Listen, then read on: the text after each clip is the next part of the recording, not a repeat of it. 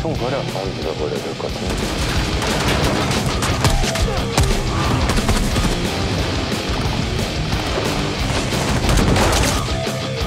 Black Knight tahun 2023, Netflix, komet besar menghantam bumi, membuat dunia tak sama lagi. Semenanjung Korea menjadi gurun dan populasi hanya tersisa 1%.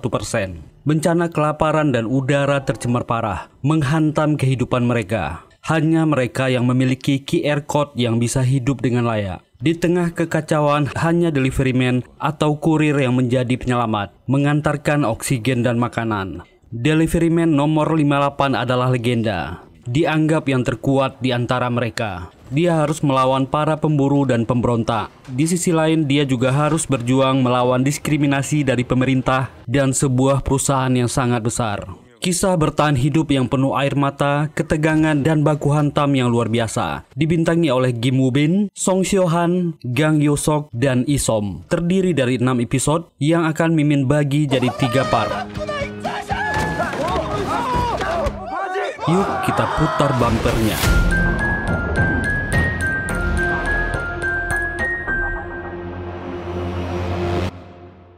Diceritakan di masa depan, sebuah meteorit yang sangat besar menabrak bumi 40 tahun yang silam. Akibat ledakan itu sebagian benua tenggelam. Semenanjung Korea berubah menjadi gurun. Hanya 1% populasi yang bertahan hidup. Sejak saat itu manusia bumi sibuk mengembangkan teknologi agar bisa bertahan hidup. Karena udara tercemar sangat parah, teknologi air core berhasil mengubah udara kotor menjadi oksigen. Dengan masker respirator teknologi baru, manusia berhasil bertahan hidup. Semua manusia di Korea dipasangkan kode QR. Mereka dikategorikan sebagai masyarakat umum, khusus, dan inti. Begitu juga tempat tinggal. Ada distrik umum, distrik khusus, dan distrik inti. Tapi masih ada sebagian penyintas yang tak terpilih, tak mendapatkan kode QR. Mereka disebut pengungsi, hidup sengsara, kelaparan, kekurangan oksigen. Sebagian besar dari mereka menjadi pemburu atau pemberontak karena muak didiskriminasi. Atau satu pekerjaan lagi yang membuat pengungsi bisa tetap hidup adalah kurir. Mereka yang mengantarkan makanan dan oksigen di distrik umum dan khusus. Pekerjaan ini sangat berbahaya, bertaruh nyawa dengan pemburu yang ingin menjarah. Salah satunya adalah tokoh utama kita. Dia tak punya nama dan hanya dipanggil 58 sesuai dengan nomor truknya. Kita sebut saja dia Nike. Pengungsi bisa mendapatkan kode jika mereka menjadi kurir, tapi tesnya sangat sulit dan tidak semua orang bisa. Seperti anak-anak muda yang sedang berseteru di distrik Gangnam ini. Seorang pemuda bernama Yoon Sawol melawan 6 orang seorang diri. Sementara 3 temannya yang lain hanya bisa bersembunyi di dalam mobil. Sawol membuka maskernya dan menghajar orang-orang ini.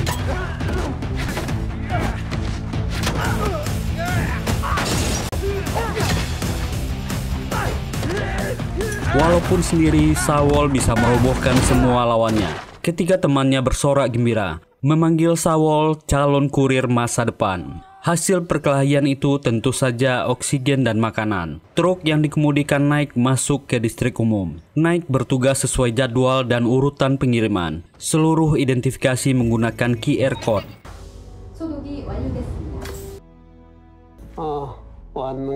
Nike langsung mengganti tabung oksigen punya Pak Tua ini. Dia sudah kekurangan oksigen. Jika stok oksigen mereka di bawah 30%, mereka harus memesan yang baru. Harga oksigen tidaklah murah. Seperti Pak Tua ini yang hanya bisa makan sekali sehari karena koin yang dia punya terbatas. Tapi dia tak mengeluh karena kehidupan di distrik umum lebih baik daripada jadi pengungsi. Nike segera bergerak. Dia masih punya pengantaran. Kurir selalu mempertaruhkan hidupnya seperti orang ini. Karena dia kurir baru, dia akan menjadi sasaran para pemburu. Bahkan para pemburu tak akan segan-segan memotong tangan kurir yang ada QR code. Dengan itu mereka bisa membeli oksigen dan makanan sampai koin si kurir ini habis. Saat akan memotongnya, kebetulan Nike lewat dan menghentikan mereka. Para pemburu ini tahu, Nike si 58 adalah legenda. Dia adalah yang terbaik di antara daftar kurir, dan itu dibuktikan.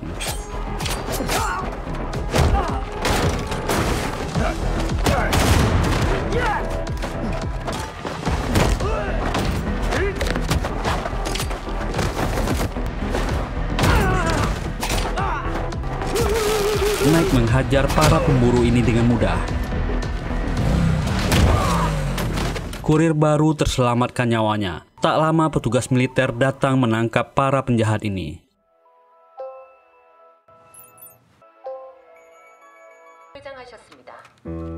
Gadis ini bernama Jong Song Ah. Dia memeriksa kamar sebelah yang ternyata kosong. Semua penduduk saat itu sangat sulit menikmati dunia luar karena pencemaran udara yang parah. Sawol berjalan di lingkungan distrik umum. Untunglah tentara yang bertugas tak memeriksanya. Selalu ada saja penghuni distrik umum yang menyeludupkan pengungsi. Mereka akan ditangkap jika ketahuan, walaupun itu anak-anak. Sawol masuk melalui jalur sampah yang sudah dimodifikasi ke sebuah rumah di distrik umum. Saat dia masuk, sebuah pistol sudah ditodong di kepalanya. Tentara wanita ini adalah Mayor Jong Sol Ah, kakak dari Song Ah. Sawol mencoba melawan, tapi dia dihajar oleh Sol Ah.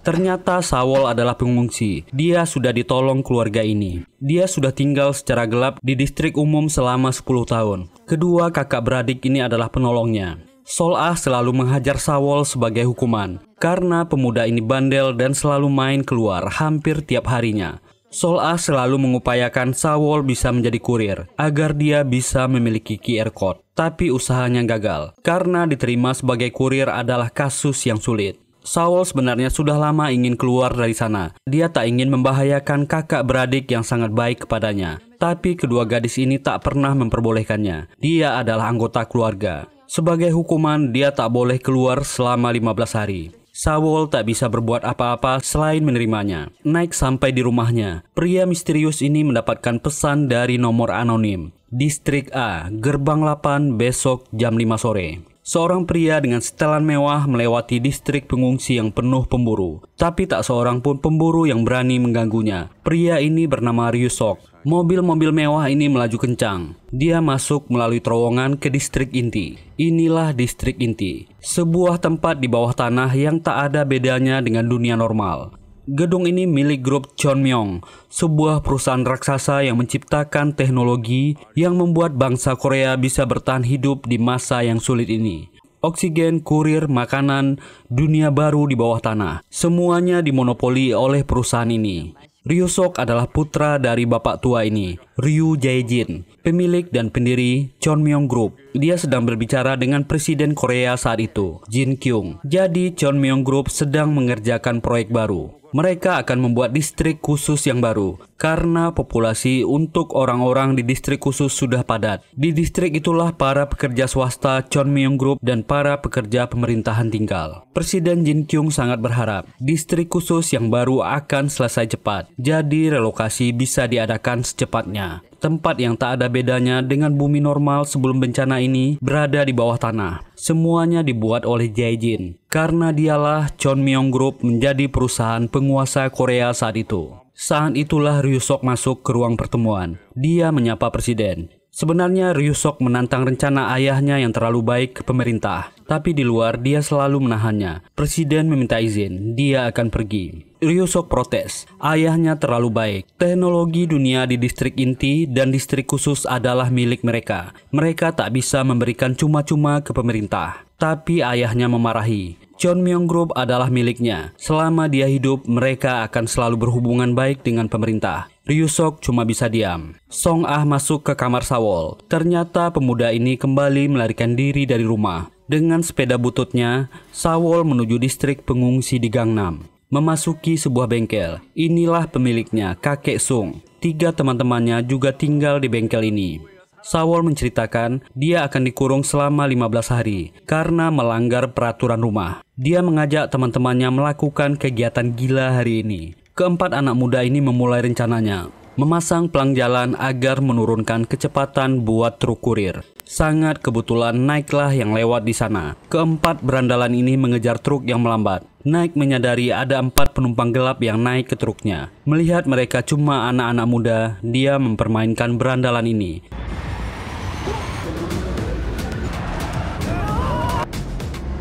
Tiga orang terjatuh, tinggal Sawol yang bergerak maju. Bahkan dia berhasil masuk ke ruangan kemudi. Dia sangat kaget melihat pengemudinya adalah si 58, legenda kurir. Saul memperkenalkan namanya. Dialah jagoan distrik pengungsi. Dia malah menantang Knight berkelahi. Yang terjadi, kakek Sung tiba-tiba terbangun. Alarm tanda bahayanya berbunyi. Saat itu badai pasir sering kali datang tiba-tiba. Dia membunyikan lonceng, memperingatkan penghuni distrik pengungsi yang lain. Truk Knight diterjang badai. Ternyata orang ini mau menuju tempat pertemuannya di gerbang 8, sesuai pesan misterius di HP-nya.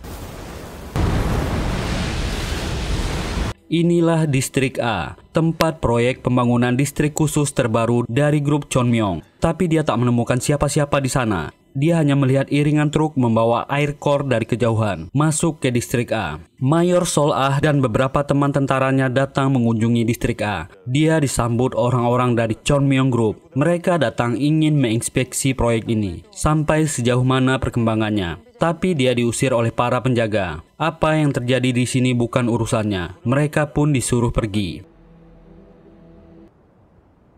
Sol Ah dan teman-temannya penasaran tentang proyek di distrik A, tapi mereka tak bisa apa-apa. Mereka selalu diusir setiap pergi ke sana. Tiba-tiba mereka terpaksa ngerem mendadak. Ada truk kurir menghalangi di depan mereka.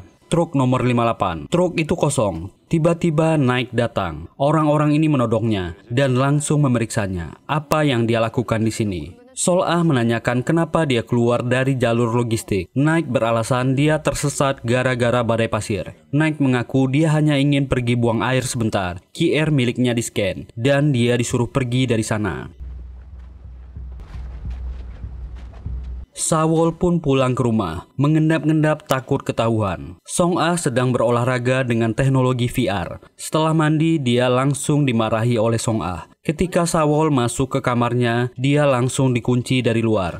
Persediaan makanannya untuk 15 hari sudah di dalam. Jalani saja hukumannya. Walaupun Saul berjanji tak akan mengulanginya, Song Ah tak peduli. Dia lebih takut kakaknya marah. Pintu itu tak akan bisa dibuka tanpa kode QR. Saul yang tak memilikinya tentu saja tak bisa keluar. Inilah keadaan distrik penghuni di Gangnam. Keadaan tempat itu sangat parah. Banyak orang-orang yang tak memiliki rumah. Mereka terpaksa memakai masker respirator seharian. Orang-orang ini bertahan hidup dengan berdagang air dan oksigen, dan belas kasihan dari orang-orang. Knight melihat seorang gadis yang sangat lemas. Dia segera mengganti tabung oksigennya. Gadis ini hampir saja kehabisan udara. Dan banyak anak-anak yang bernasib malang seperti dia. Cita-cita mereka di distrik pengungsi cuma satu, menjadi kurir dan mendapatkan QR code. Anak ini ingin menjadi kurir seperti nomor 58. Ternyata Knight adalah bagian dari sekelompok orang yang tidak puas dengan sistem pemerintahan selama ini. Mereka menyebut diri mereka Grup 58. Grup 58 lah yang membagi-bagikan makanan dan oksigen secara gratis kepada pengungsi yang paling membutuhkan. Mereka punya dokter yang akan berkeliling, memeriksa orang-orang yang sakit. Rata-rata anggotanya adalah para kurir yang tidak puas dengan diskriminasi pemerintah.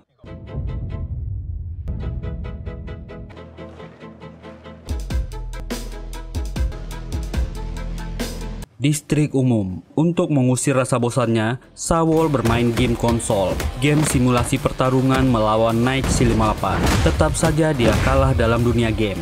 Bel rumah berbunyi. Kurir datang mengantarkan makanan dan oksigen. Song Ah mengenali kurir ini dari nomornya. Dia legenda, kurir nomor 58. Dia sangat senang, bahkan dia meminta foto bersama. Saul menyaksikan dari dalam kamarnya. Song Ah mengejek Saul. Tampangnya kalah jauh dari 58, apalagi berkelahi melawannya. Ternyata sekelompok rampok sedang mengintai distrik umum. Orang-orang ini turun dari mobil. Anehnya, orang-orang ini punya identitas sebagai kurir. Tempat tujuan yang ingin mereka rampok ialah rumah Mayor Jong Sol Ah. Song Ah membuka pintu. Ternyata itu adalah para rampok. Mereka menyerbu masuk, menyekap Song Ah. Bukan sekedar rampok biasa. Mereka ingin membius Song Ah dan akan membawanya. Song Ah melawan. Saul berteriak melihat dari layar. Dia ingin keluar dari kamar, tapi tak bisa. Bunyi kamar didobrak dengan sangat keras. Orang-orang ini memeriksa dan menembak pintu. Akibatnya pintu bisa terbuka. Saul melawan. Dia memulai membalas menembak dan berhasil menghabisi ketiga orang ini.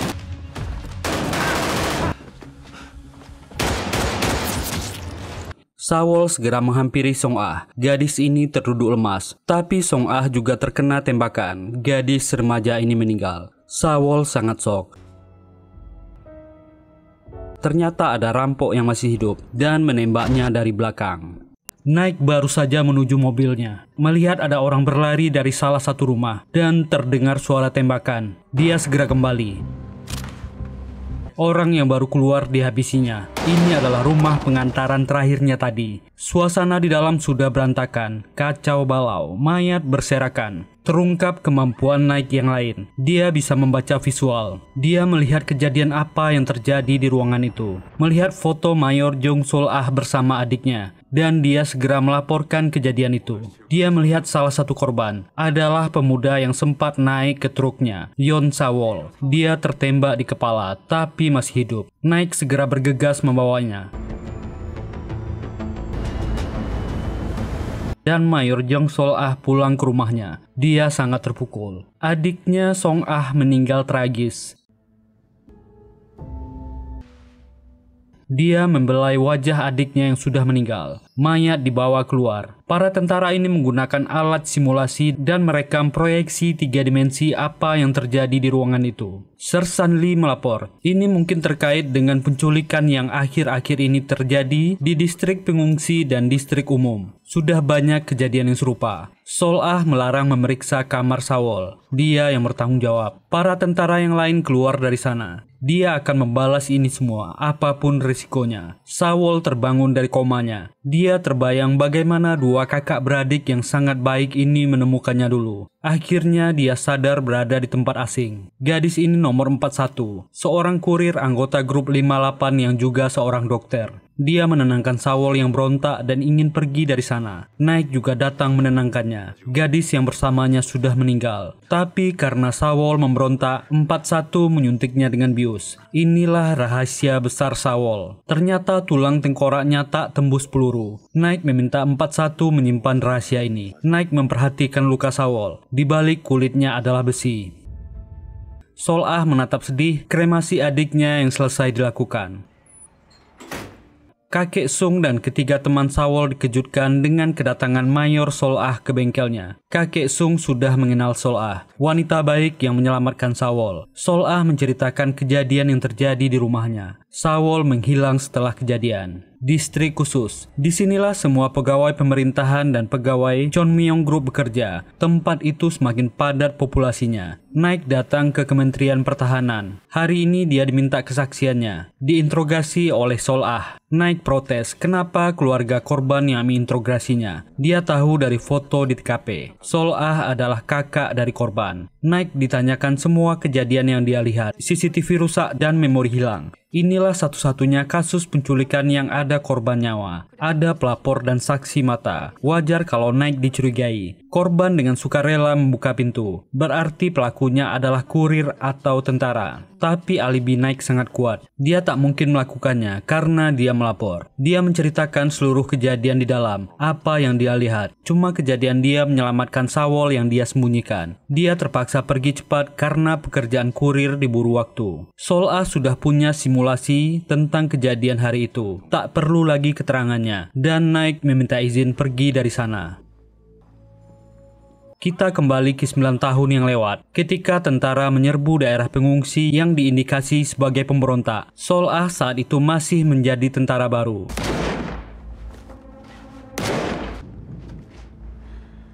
Dan hari itu dia tak menghabisi seorang pemberontak yang dilihatnya masih hidup. Dia malah menyelamatkan orang ini. Setelah operasi, dia kembali ke sana dan membantu orang ini. Sol Ah bukanlah tentara yang kejam.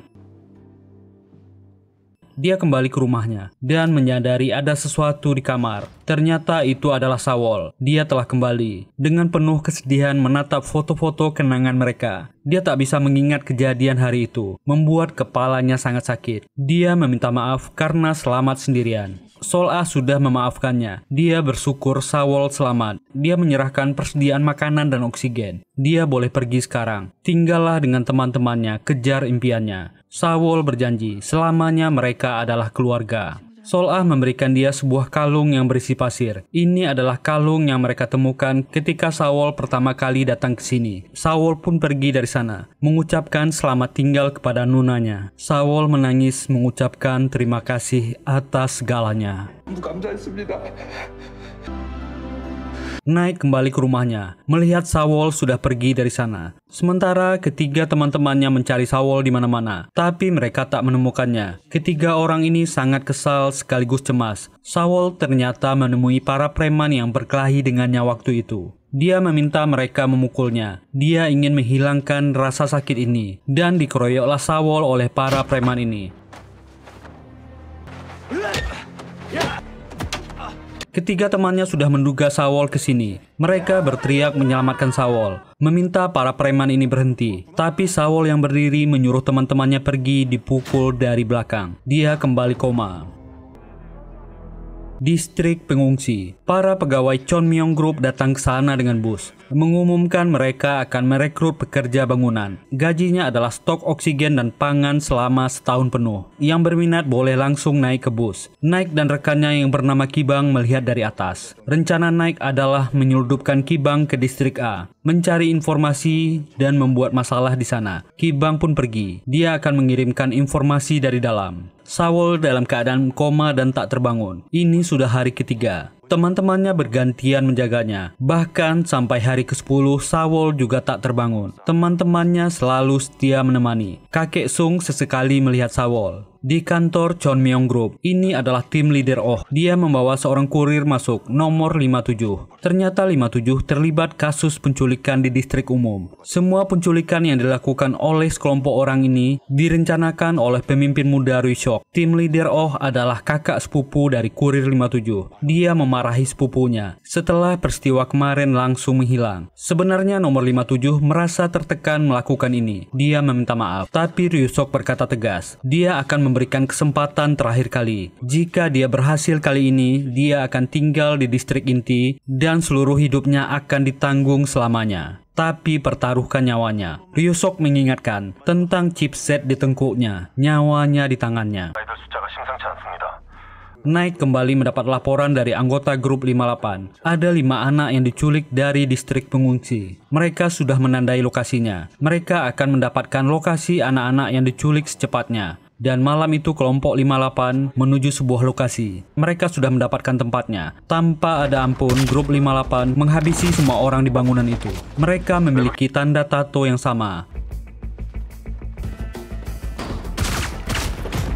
Dan menemukan sebagian anak remaja yang diculik. Kondisi mereka lemas dan tak berdaya. Segera semuanya diselamatkan. Saul akhirnya siuman. Dia ditemani oleh temannya Jusung. Saul masih belum mampu move on. Dia sangat terpukul oleh kepergian Song-ah. Dua temannya yang lain, Sang Jun dan Sang Jin, sangat gembira. Kesalahan bodoh mereka lakukan. Akibatnya sekarang Jusunglah yang terbaring sakit menggantikan Saul. Dia sangat marah kepada kedua teman bodohnya. Gedung pusat Chonmyong Group, Chairman Ryu Jae-jin, sudah mendapat rumor penculikan dan pembunuhan di distrik umum dan pengungsi. Dia curiga anaknya terlibat. Ryusok membantah rumor itu. Ayahnya lebih percaya rumor pemerintah dan presiden daripada anaknya. Ryusok memang memiliki ambisi pribadi sendiri. Dia tetap merasa semua kemewahan teknologi yang ayahnya ciptakan tak pantas dibayar murah oleh pemerintah dan rakyat Korea. Tapi Jae-jin mengingatkan anaknya, dia membuat semua ini untuk membantu umat manusia, khususnya rakyat Korea. Ryusok geram. Jika dia mewarisi perusahaan ini, dia akan membuat perubahan besar. Dan inilah yang tak diketahui ayahnya. Ryusok sudah terpapar penyakit mematikan. Dia sudah sekarat. Dia akan mewujudkan impian dan rencananya dalam waktu tak lama lagi. Truk nomor 58 berhenti di suatu tempat. Naik memasuki bangunan itu. Tempat itu adalah tempat penelitian kakek Sung. Dia meneliti setiap sampel tanah dari penjuru Korea, mengujinya dengan bibit tanaman, menguji tanah mana yang kembali memiliki tingkat kesuburan. Ternyata kakek Sung mengenal Naik. Dia juga bagian dari grup 58. Naik datang membawakan sampel tanah dari distrik A. Naik menanyakan, apakah Saul tinggal bersamanya? Dia menunjukkan bukti. Peluru yang ditembakkan di kepala. Dia selamat dan cepat pulih. Saul adalah mutan. Kakek Sung mengatakan, Sawo lahir dan besar di daerah tambang Oksanium, daerah yang paling terpapar radioaktif. Naik mulai mendapatkan hubungannya. Naik pun melaporkan, saat ini sudah hampir 100 anak distrik pengungsi yang hilang. Sekarang target penculikan adalah anak remaja di distrik umum. Orang-orang ini pasti melakukan eksperimen kepada anak-anak remaja itu. Mayor Sol-ah masih melakukan pemeriksaan dan pencarian barang bukti. Tiba-tiba komputernya diputus. Dia tak boleh mengakses data tentang kasus penculikan lagi. Sersan Lee melaporkan, Menteri melarang komando pasukan Sol-ah mengakses data karena hubungannya dengan korban. Tapi anak-anak buahnya mensupportnya. Mereka telah membackup data kurir dan data seluruh tentara. Mereka sudah mengamankan semua barang bukti untuknya. Salah satu anak buahnya meminta libur. Sol-ah menyadari sesuatu. Pelakunya pasti kurir atau tentara yang libur di hari itu. Mereka mengakses backup data. Foto nomor 57 keluar. Saat akan kembali ke base camp, Naik melihat pintu truk 57 terbuka. Ternyata orang ini ingin mengakhiri hidupnya.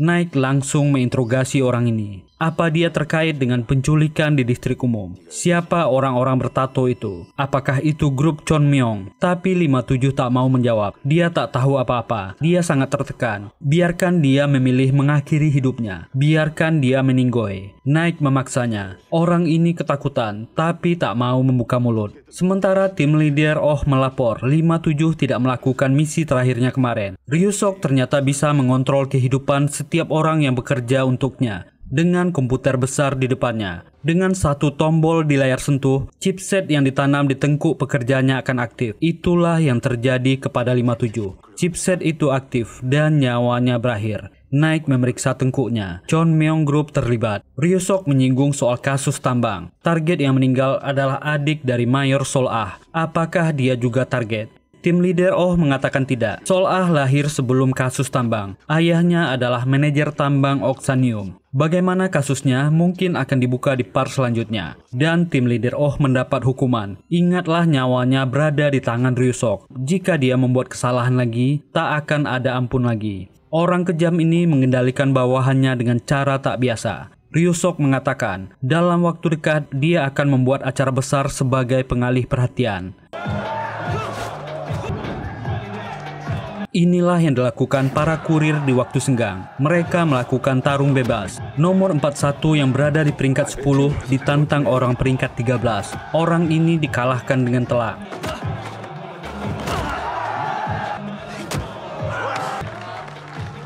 Tiba-tiba peringkat 20 yang sedang naik daun menantang Naik si 58. Naik tersenyum, datang ke arena dengan santai. Hanya satu pukulan. Dan Chon Myong Group memulai acara perekrutan kurir baru, menggantikan nomor 57 yang meninggal. Brosur dibagi-bagikan di jalan. Jusung mengambilnya langsung membawanya pulang dan menemui Sawol. Akhirnya dia bisa menjadi kurir.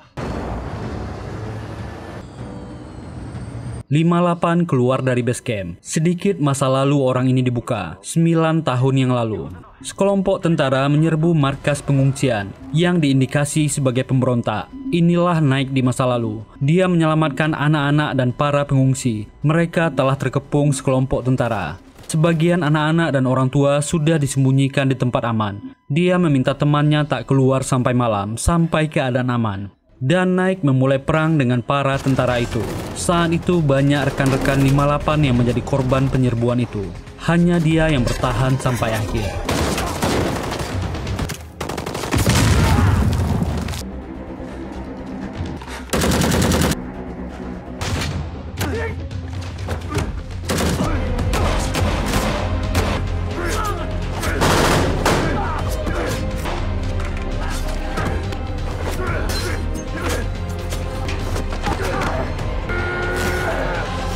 Tapi tetap saja karena kalah jumlah, dia juga terkena tembakan dari belakang.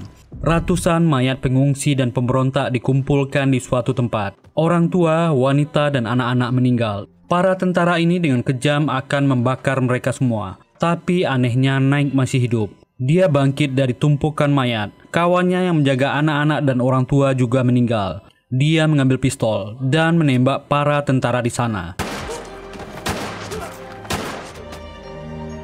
Dia bangkit dari ratusan mayat. Dia juga seorang mutan. Sungguh masa lalu yang menyedihkan. Dan part 1 berakhir. Mimin akan gaspol dan langsung mengerjakan part 2. Semoga terhibur. Terima kasih sudah meluangkan waktunya di channel ini. Kalau nggak keberatan, mohon dukungan teman-teman untuk kami. Silahkan tekan tombol like, subscribe, dan nyalakan loncengnya. Semoga kita semua diberi kesehatan. Kita jumpa lagi di part selanjutnya. Bye.